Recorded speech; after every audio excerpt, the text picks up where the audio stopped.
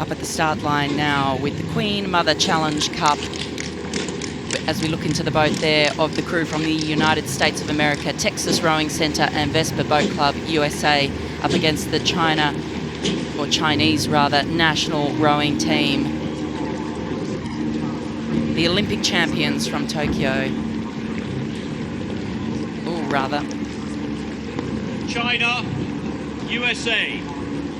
When I see that you are ready, I shall start you like the this. winners from the World Cups, Attention. not the Tokyo Olympics. Go. Get ready, please. Another international matchup. China versus USA on the waters of Henley on Thames.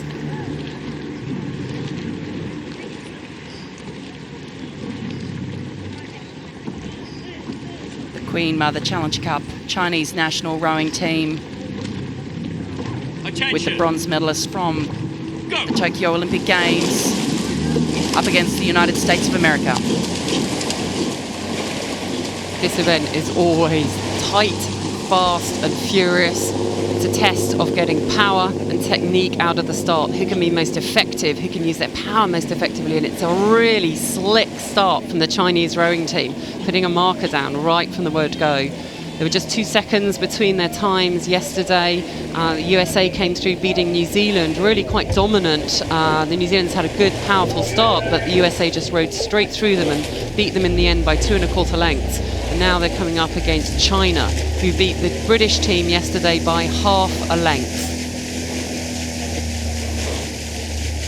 Early lead for the Chinese, looking really strong. Great experience there. Yeah, the stroke man has come in from the bronze, who won the bronze in the double in Tokyo, joining 3 others who were in the World Championships, came 6th in 2019 and then 7th in Tokyo. You see the crew from the US there. Dominic Williams in the bow, Kevin Cardno in 2-seat, Jonathan Kierkegaard and James Hillhow in the stroke seat. Looking very loose and relaxed there, but they're going to really need to drive it, keep the momentum going if they want to stay on terms with this impressive outfit from China. Beautiful technique from the Chinese crew. They're coached by one of our own, by Tom Kay, one of the best GB lightweights probably in history.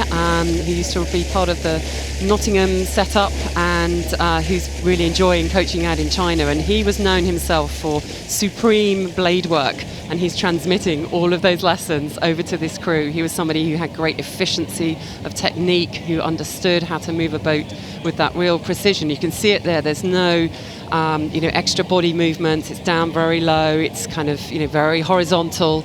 The blades aren't digging, and they're rowing in a straight line. Again, Tom raced many times at Henley, so he'll have passed on all his knowledge there. And you can see the US crew having some challenges there with their steering, and that costs you. The moment where you're down, you give away a little bit more distance again. Yeah, this USA crew will need to correct their steering at the moment, heading towards the boom, but it looks like they're slowly getting back straight in their station. But as you say, Kat, that knocks off both speed and it does unsettle the boat a little bit. So a bit of an overcorrection there, though, as they come back towards the Chinese crew, who are probably also sitting a bit close to the centre of the course as well. Yeah, so the USA, they're going a longer course now. You can see the streak behind them, the wake that they leave, and now they have overcorrected. The Chinese are, that's quite difficult then, because you end up sort of slightly reacting off each other. But the Chinese are far enough ahead now. They just stay even more comfortable. Look at that real smoothness, great synchronicity of the oars, the timing, and we often see kind of blades that are going a little bit deep at different parts of the stroke. But I have to say that Chinese crew, again, we see that precision, just burying in the blades, great acceleration, the power curves down the crew, and that's what you get. You get that kind of difference in quality. Really impressed by this crew. And record entries from both nations, from China and from the United States of America. Fantastic to have such strong international competition here.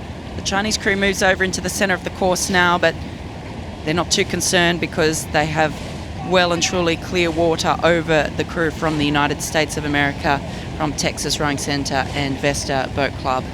So here we see the Chinese rowing crew. They're having a great season. They won at Belgrade World Cup, they won at the Poznan World Cup, and so this is great preparation, great confidence building on their way to the World Championships. And they'll of course have seen last year their women's crew who won here and who won Henley and were incredibly impressive winning Tokyo. So there is a lot of history making going on now, consistency year to year, experience being handed over, a lot of UK knowledge going into that Chinese rowing team. And I don't want to talk it up too much because the Chinese women are racing the Australians in the final later today, but we could well be looking at China taking the win in the open men's and women's quads here, being the form crews in both events. And that would make history. And if this crew from China win, and they are looking very dominant at the moment, they will be the first Henley Royal Regatta win for a men's crew from China. So they'll be aware of that. They'll know.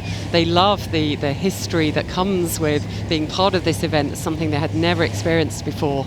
And there was just incredible joy for them to be. I remember meeting the sort of women's quad, seeing some of them last night as well.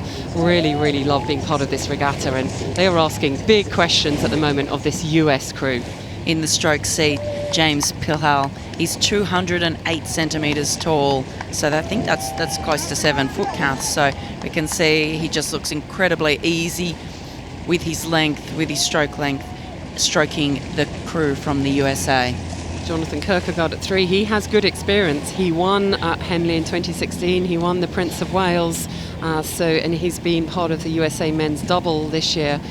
So again, tremendous experience here. Power, Dominique Williams in the bow, former lightweight under-19 world record holder for the Erg Marathon, and was part of the winning double at the head of the Charles last October. So incredible quality in that US crew. But they are not able to match the supreme technique, power, cohesion that we're seeing in the China national rowing team men's quad.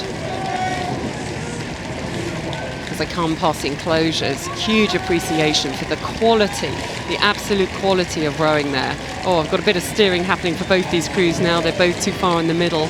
Of course, when you're ahead, you can sometimes want to make sure you're in safe water, but they are well ahead of the American crew and able to glide through the enclosures, getting all of the appreciation as they supremely dominate this race to make it the first Henley Royal Regatta win for a men's crew from China.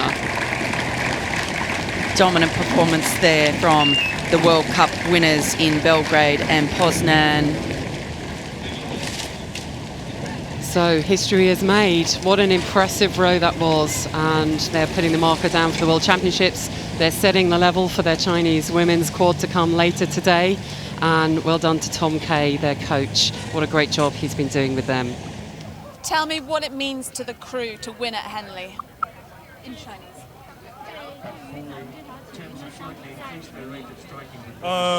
这在亨利比赛呢，我们是第一次参加。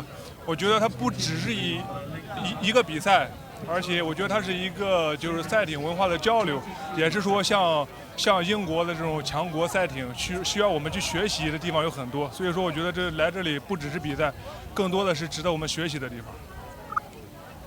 But it's their first time racing Henley, but racing Henley is just not a race, it's also a communication between the Chinese culture and the Western culture. So there are more places that they could learn from the UK, from the British. Good translation. And tell me about today's race. How did it go from your point of view? 今天这场比赛和预想的应该是基本上是一样的。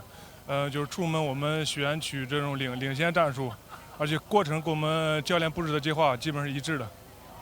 Well, the results of today is the same as what they expected, and they carry out the plan that the coaches have done with them.